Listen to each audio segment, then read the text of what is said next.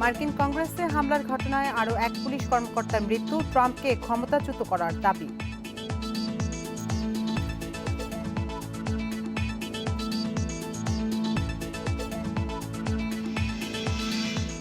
দেশে অক্সফোর্ডের ভ্যাকসিনে সরকারের অনুমোদন, জরুরি ভিত্তিতে প্রয়োগে আর বাধা থাকছে না।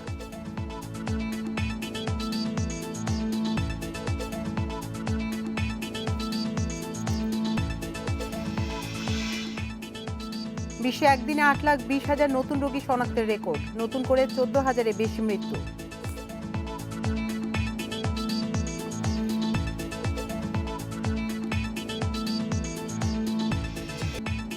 আমন্ত্রণ আন্তর্জাতিক খবর নিয়ে আমাদের প্রতিদিনের আয়োজন পূর্ব পশ্চিমে। আপনাদের সাথে আছি আমি আতিফান জুমান। শিরোনাম শুনছিলেন, চলে যাচ্ছি পুরো খবরে।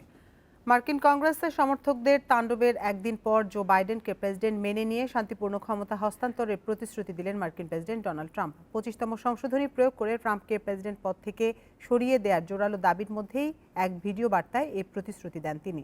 এদিকে ক্যাপিটল হিলে হামলার ঘটনায় আহত এক পুলিশ কর্মকর্তার মৃত্যু হয়েছে। এ নিয়ে সহিংসতায় 5 জনের মৃত্যু হলো। প্রেসিডেন্ট ডোনাল্ড ট্রাম্পের মেয়াদ শেষ হতে বাকি আর 12 দিন, কিন্তু বুধবার কংগ্রেসে হামলার পর মেয়াদ শেষের আগেই তাকে ক্ষমতাচ্যুত করতে চাইছেন ডেমোক্র্যাট এবং তার নিজ দল রিপাবলিকানরা।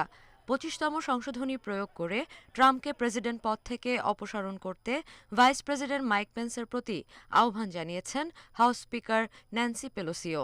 ট্রাম্পের বিরুদ্ধে অভিযোগ, ক্যাপিটলে হামলা তিনি উস্কে দিয়েছেন। যদিও 25তম সংশোধনী প্রয়োগ নিয়ে কোনো ক্যাবিনেট সদস্যদের সাথে আলোচনা করেননি মাইক পেন্স। এদিকে ট্রাম্পকে অভিশংসনের কোনো ইচ্ছা বাইডেনের নেই বলে জানিয়েছেন তার সহযোগীরা। 20 জানুয়ারি ক্ষমতা গ্রহণের দিকেই বাইডেন মনোযোগ দিচ্ছেন বলে জানান তারা। এদিকে এক ভিডিও বার্তায় জো বাইডেনকে যুক্তরাষ্ট্রের পরবর্তী প্রেসিডেন্ট মেনে নেন ট্রাম্প। শান্তিপূর্ণ ক্ষমতা হস্তান্তরের প্রতিশ্রুতি দেন তিনি। মার্কিন কংগ্রেসে হামলার নিন্দা জানিয়ে যারা আইন ভঙ্গ করেছে তাদের চড়া মূল্য দিতে হবে বলেও জানান মার্কিন প্রেসিডেন্ট।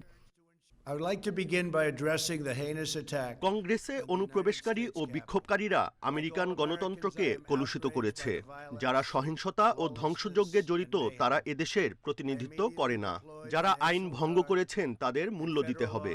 আমরা সবেমাত্র একটি নির্বাচন শেষ করেছি, তাই আবেগ এখন বেশি।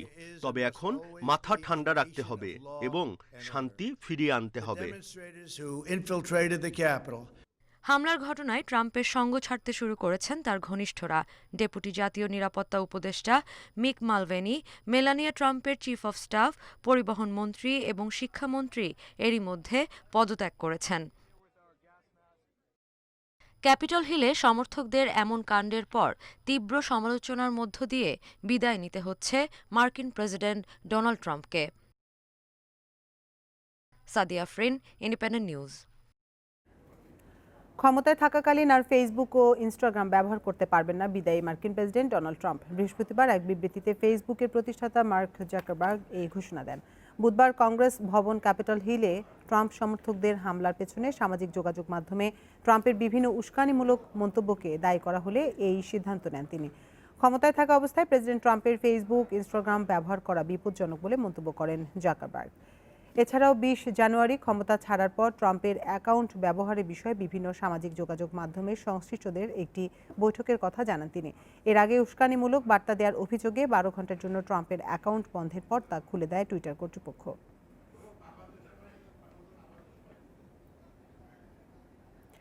করোনার টিকা নিয়ে আবারও এলো সুসংবাদ। অক্সফোর্ডের ভ্যাকসিনে অনুমোদন দিয়েছে সরকার। এতে জরুরি ভিত্তিতে এই টিকা প্রয়োগে এখন আর কোনো বাধা থাকলো না। এর আগে অনুমোদন দেওয়া হয় আমদানিতে। ভারতের সিরাম ইনস্টিটিউটের সঙ্গে এই টিকা পেতে সরকার ও বেক্সিমকো ফার্মার চুক্তি হয়েছে। কোভিড-19 মহামারী শুরুর বছর গড়ানোর পর আশা হয়ে এসেছে টিকা। সেরাম ইনস্টিটিউটে উৎপাদিত কোভিশিল্ড টিকার 3 কোটি ডোজ কিনতে 2 মাস আগেই চুক্তি করে বাংলাদেশ। বৃহস্পতিবার রাতে সরকারি অনুমোদনের পর টিকাটি এখন দেশে জরুরি প্রয়োজনে মানুষের দেহে প্রয়োগ করা যাবে। এই টিকা আগেই যুক্তরাজ্য ও ভারতে জরুরি ভিত্তিতে প্রয়োগের অনুমোদন পেয়েছে। ভারতের সেরাম ইনস্টিটিউটে তৈরি অক্সফোর্ড অ্যাস্ট্রাজেনেকার টিকার 3 কোটি ডোজের দাম এরই মধ্যে পরিশোধ করা হয়েছে। ঔষধ প্রশাসন অধিদপ্তরের 14 সদস্যের বিশেষজ্ঞ কমিটি ভ্যাকসিনটি জরুরি অনুমোদনের জন্য সুপারিশ করে। এর পরিপ্রেক্ষিতে টিকা অনুমোদন দেয়া হলো। ঔষধ প্রশাসন অধিদপ্তরের উপপরিচালক জানান, ভ্যাকসিনটি আমদানিতে বেক্সিমকো ফার্মাকে ইমার্জেন্সি ইউজ অথরাইজেশন দেয়া হয়েছে। এর ফলে বাংলাদেশে এটি আমদানির ক্ষেত্রে আর কোনো বাধা থাকল না। বেক্সিমকো ফার্মাসিউটিক্যালস ভ্যাকসিন আমদানি করে দেশের সরকারি ও বেসরকারি প্রতিষ্ঠানে সরবরাহ করতে পারবে। অক্সফোর্ড অ্যাস্ট্রাজেনিকার ভ্যাকসিন যা সিরাম ইনস্টিটিউট অফ ইন্ডিয়া উৎপাদন করছে, এই ভ্যাকসিনটা মানে আমাদের কোভিড-19 ভ্যাকসিন, এইটা কোভিশিল্ড, এই ভ্যাকসিনটিকে আমাদের যা local agent Beximco pharmaceutical industries এই ভ্যাকসিনটি ইম্পোর্ট করার জন্য ইমার্জেন্সি ইউজ অথরাইজেশন দেওয়া হয়েছে। এর ফলে বাংলাদেশে এই ওষুধটি, এই ভ্যাকসিনটি বাজারজাত করার জন্য বা আসার জন্য কোনো বাধা থাকলো না, ব্যবহারের বাধা থাকবে না। এই 3 কোটি ডোজ বিনামূল্যে দেয়া হবে বলে আগেই সরকারের পক্ষ থেকে জানানো হয়। চুক্তি অনুযায়ী প্রতি মাসে টিকার 50 লাখ ডোজ পাওয়ার কথা বাংলাদেশের। নূরে জান্নাত, ইন্ডিপেন্ডেন্ট নিউজ। বিশ্বে একদিনে রেকর্ড 8,20,000 করোনা রোগী শনাক্ত হয়েছে। এ নিয়ে মোট আক্রান্ত 8,85,00,000 ছাড়িয়েছে। 24 ঘন্টায় বিশ্বে করোনায় মৃত্যু হয়েছে 14,000-এর বেশি। এ নিয়ে মোট মৃত্যু 19,05,000 ছাড়িয়েছে।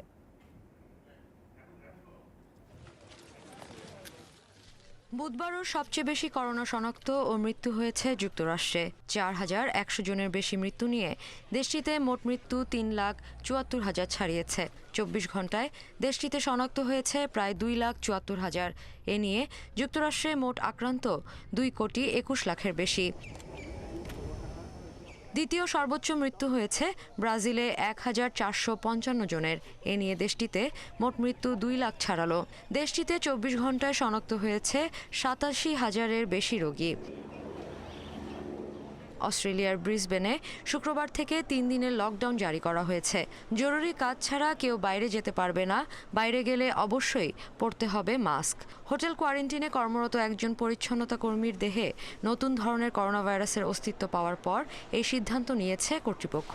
এদিকে মার্চের পরিবর্তে ফেব্রুয়ারি থেকেই গণহারে টিকা দেয়া হবে বলে জানিয়েছে অস্ট্রেলিয়া সরকার। সংক্রমণ বাড়ায় জাপানে জরুরি অবস্থা জারি করা হয়েছে। শুক্রবার থেকে শুরু হয়ে এই জরুরি অবস্থা চলবে 7 ফেব্রুয়ারি পর্যন্ত। এদিকে যুক্তরাজ্যে নতুন ধরনের করোনা ভাইরাস শনাক্তের ঘটনায় দেশটির সাথে বিমান চলাচল বন্ধ রাখার পর শুক্রবার আবার বিমান চলাচল শুরু করেছে ভারত। শুক্রবার 246 জন যাত্রী নিয়ে এয়ার ইন্ডিয়ার একটি বিমান শুক্রবার দিল্লিতে পৌঁছায়। এছাড়া ফাইজারের করোনা টিকার প্রথম ডোজ নিয়েছেন সিঙ্গাপুরের প্রধানমন্ত্রী। Sadia ফ্রিন, independent news. কাতারের সঙ্গে আগামী 1 সপ্তাহের মধ্যে ভ্রমণ ও বাণিজ্য কার্যক্রম শুরু হতে পারে বলে ইঙ্গিত দিয়েছে সংযুক্ত আরব আমিরাত। বৃহস্পতিবার দেশটির পররাষ্ট্র বিষয়ক প্রতিমন্ত্রী আনোয়ার গার্গাস এ কথা জানান। তবে কাতারের সঙ্গে কূটনৈতিক সম্পর্ক পুনঃপ্রতিষ্ঠায় আরও কিছু সময় প্রয়োজন বলে জানান তিনি। বলেন, তুরস্ক এবং মুসলিম ব্রাদারহুডের মতো ভূ রাজনৈতিক কিছু বিষয়ে নানা মতভেদ থাকায় পূর্ণ কূটনৈতিক সম্পর্ক ফিরিয়ে আনতে আরও সময় প্রয়োজন।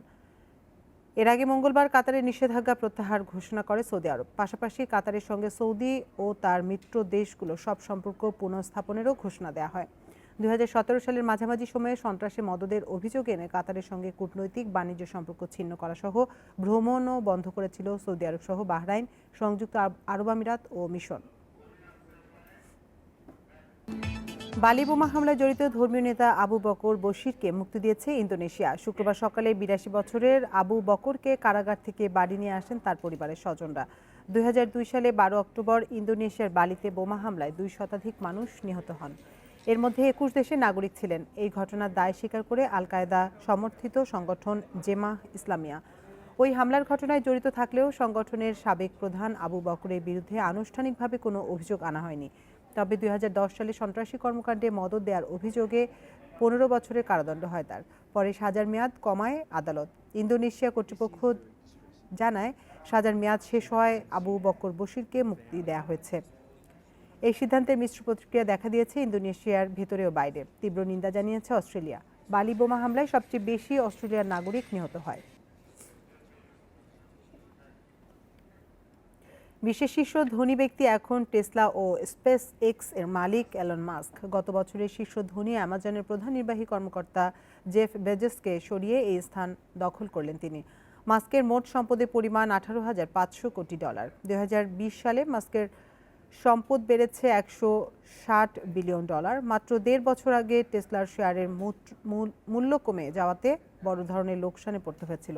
এর ফলে আইনি ও নিয়ন্ত্রকদের পক্ষ থেকে মাস্কের নেতৃত্ব প্রশ্নবিদ্ধ হয়। কিন্তু গত বছর টেসলার শেয়ারের দাম বেড়ে যায় 9 গুণ। ধীরে ধীরে আর্থিকভাবে শক্তি অর্জন করে টেসলা। 2020 সালের শুরুতে মাস্কের সম্পদের পরিমাণ ছিল $2,700 কোটি এবং তিনি শীর্ষ 50 জন তালিকায় স্থান পেয়েছিলেন। 2017 সাল থেকে বিশ্বের শীর্ষ ধনী ব্যক্তি ছিলেন জেফ বেজোস। তার বর্তমান সম্পদের পরিমাণ $18,400 কোটি।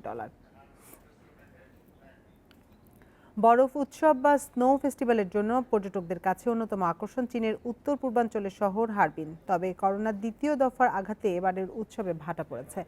এতে অর্থনৈতিক সংকটে পড়েছে হারবিনের পর্যটন খাত।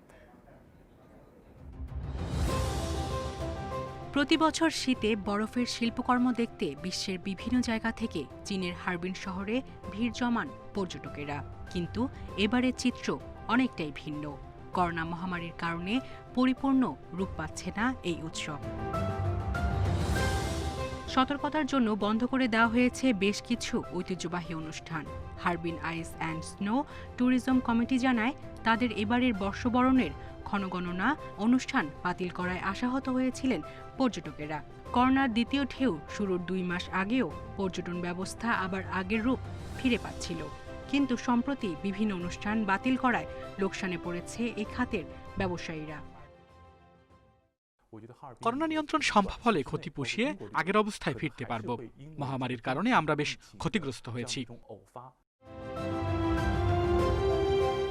এবারের নববর্ষের ছুটিতে হারবিনে পর্যটকদের উপস্থিতি 20% কম ছিল বলেও জানান পর্যটন খাতের কর্মীরা।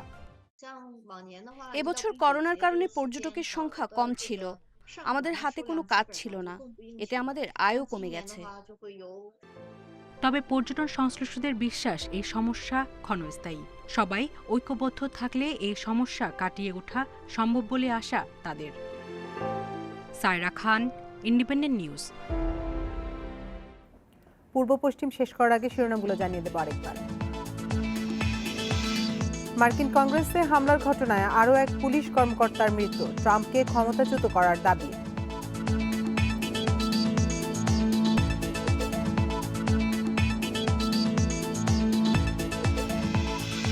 দেশে অক্সফোর্ডের ভ্যাকসিনে সরকারের অনুমোদন, জরুরি ভিত্তিতে প্রয়োগে আর বাধা থাকছে না।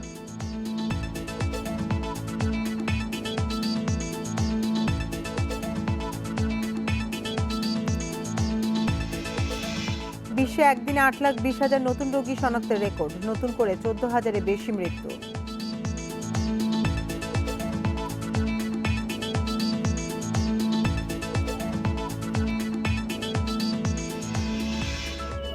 সেরা গ্রিন ওয়াটার ট্যাঙ্ক, পানির সেফ হাউস।